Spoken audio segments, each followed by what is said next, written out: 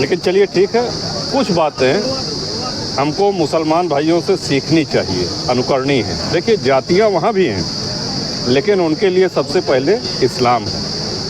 तो सनातन में भी यही होना चाहिए। हम किस जात में जन्म लिए हैं ये इसमें हमारा कोई बस नहीं, लेकिन हमारे लिए सनातन, हमारे लिए हिंदुत्व ये प्राथमिकता है। और अगर कहीं कोई जातियों में बांट करके सनातन को कमज़ोर करने की बात कर रहा है तो वो भारत के हित में नहीं है, वो हिंदू के हित में नहीं है, वो सनातन के हित में नहीं है। जैसे राजा भैया जी, आपकी जो भाषा होती है, जो बयान होते हैं, वो पूरे राष्ट्रीय स्तर पे देखे जाते हैं। मतलब यूँ कहें पूरे भारत में बहुत लोग गंभीरता से उसको सुनते हैं, समझते हैं। जब बात अवध की आती है, अवधी की आती है, तो मैं आपका एक बयान सुना था जिसमें आपने कहा था कि हमारे 4 बच्चे हैं और चारों बच्चे जो है अवधी में बात करते हैं। तो क्या ऐसा अवधी को आप कितना मानते हो? क्या सच में आपके जो बच्चे हैं, आपकी जो फैमिली है, अवध में बात करती है? देखिए यहीं से सबका अस्तित्व है।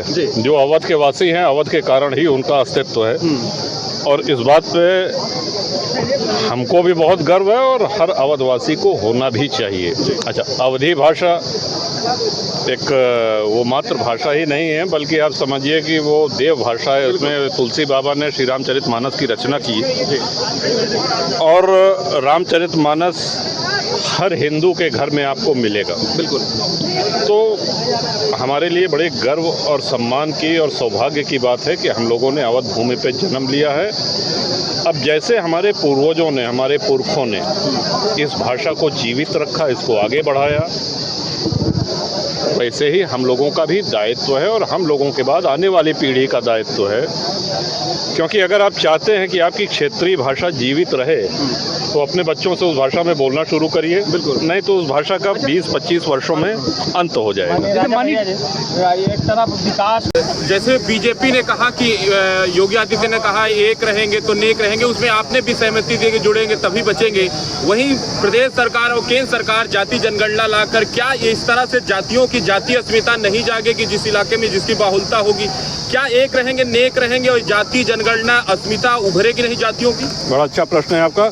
जहाँ तक हमको याद आ रहा है, एक रहेंगे तो सेफ रहेंगे, ये आदरणीय मोदी जी ने कहा था। और बटेंगे तो बटोगे तो कटोगे, ये आदरणीय योगी जी ने कहा है। अब आप आ जाइए जाति जनगणना। देखिए जनगणना क्यों होती है? जनगणना इसलिए होती है कि हम इंफ्रास्ट्रक्चर में क्या क्या सुविधाएं दें, इस जिले की, इस क्षेत्र की, इस प्रांत की, इस प्रदेश की, इस राष्ट्र की कितनी आबादी है, कितने लोगों के लिए आवास, कितने लोगों के हिसाब से जल, कितने लोगों के हिसाब से बिजली, कितने लोगों के हिसाब से ट्रांसपोर्ट की सुविधाएं, इसलिए दिया जाता है। ये इसलिए नहीं होता कि कौन किस जाति का है। तो लेकिन चलिए ठीक है, कुछ बातें हमको मुसलमान भाइयों से सीखनी चाहिए, अनुकरणीय है। देखिए जातियाँ वहाँ भी हैं, लेकिन उनके लिए सबसे पहले इस्लाम है।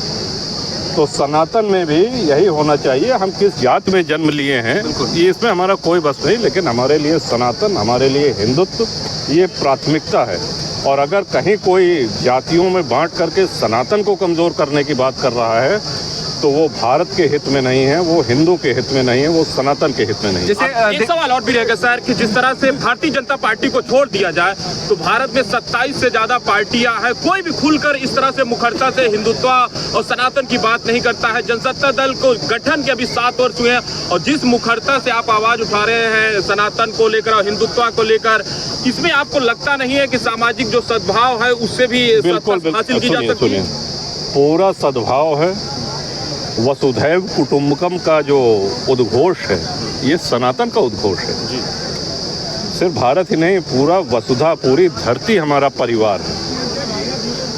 हम किसी की बुराई नहीं करते हैं, लेकिन हमारे धर्म में, हमारे सनातन में यदि कोई कमी है, कोई कमजोरी है तो उसको, कोई विकार है, समय के साथ अगर कोई कमी आ गई है तो उसको दूर करना भी हमारा आपका दायित्व है।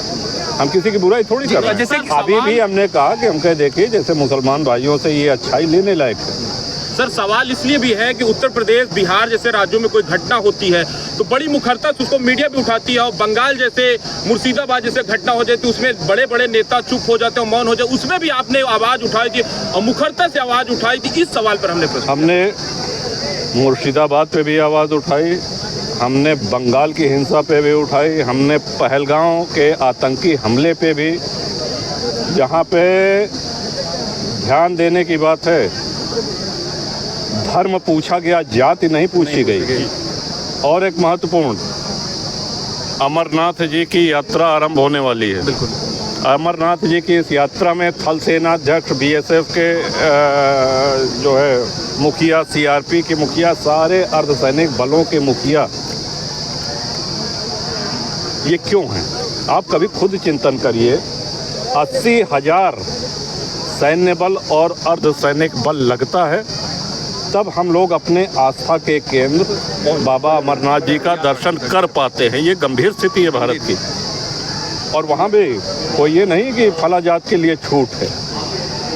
जो आतंकी हैं, जो पाकिस्तान के द्वारा प्रायोजित है, जो देशद्रोही हैं, वो मारते हैं कि हिंदू को मारना है, काफिरों को मारना है। वो अपना मुद्दा एक लेके आता है। आप अभी पहलगांव में देखिए क्या हुआ। कलमा पढ़ो, नहीं पढ़ पा, अच्छा हिंदू हो के गए। अब हमारी आपकी आंखें खुल जानी चाहिए और जिनकी नहीं खुली है उनको भी खोलने का प्रयास किया जाना चाहिए। ये सब बात अलग है। अभी आज का कार्यक्रम विकास से संबंधित क्षेत्र के लिए, तो इसलिए बहुत बहुत धन्यवाद।